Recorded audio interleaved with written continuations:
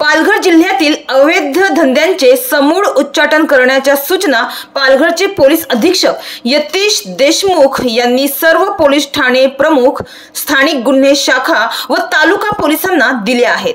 या सूचनेनुसार सध्या पालघर जिल्ह्यात अवैध धंदे तसेच गुटखा तस्करी आणि विक्री या विरोधात जोरदार कारवाई सुरू आहे। तर पोलीस अधीक्षक यांनी दिलेल्या सूचनांच्या अनुषंगाने तलासरी पोलिसांनी आता मोठी कारवाई केली आहे।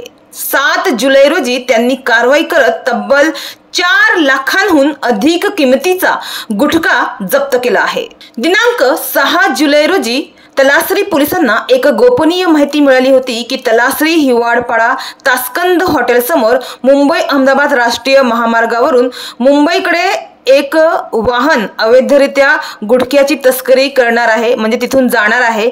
तर या माहितीच्या आधारे तलासरी पोलिसांनी 7 जुलै रोजी सकाळी 3:30 वाजेच्या सुमारास नाकाबंदी लावून वाहनांची तपासणी करत असताना एक क्रेटा कार क्रमांक MH02 EU 6632 या नंबरच्या कारला थांबवण्याचा इशारा पोलिसांकडून देण्यात आला। त्याचवेळी कारमधील चालक गाडी सोडून पळून गेला। तर या कारची तपासणी केली असता कारमध्ये महाराष्ट्र राज्यात प्रतिबंधित असलेला गुटखा आढळून आला।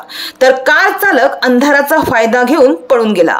तर या कारवाईत कारमध्ये 4,05,964 रुपये किमतीचा तंबाखूजन्य गुटखा पदार्थ मिळून आला आणि कार ही पोलिसांनी जप्त केली आहे।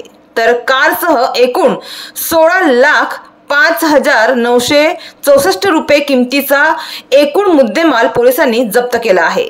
तर तलासरी पोलीस ठाण्यात अज्ञात आरोपी विरुद्ध गुन्हा दाखल करण्यात आला असून या गुन्ह्याचा अधिक तपास पोलीस उपनिरीक्षक GS कांबळे करीत आहे। मात्र आता ज्या धडाधड कारवाई सुरू आहे त्यामुळे पालघर जिल्ह्यातून गुटखा हद्दपार होईल अशी चर्चा सध्या सुरू आहे। मात्र एकीकडे गुटखा तस्करी विरोधात जरी कारवाई करण्यात येत असली तरी मुख्य आरोपी जे सप्लायर आहे ते मुख्य आरोपी मात्र मोकाट आहे अशी देखील चर्चा सुरू आहे। डहाणूवरून कल्पेश दळवीची रिपोर्ट, विकास समाचार।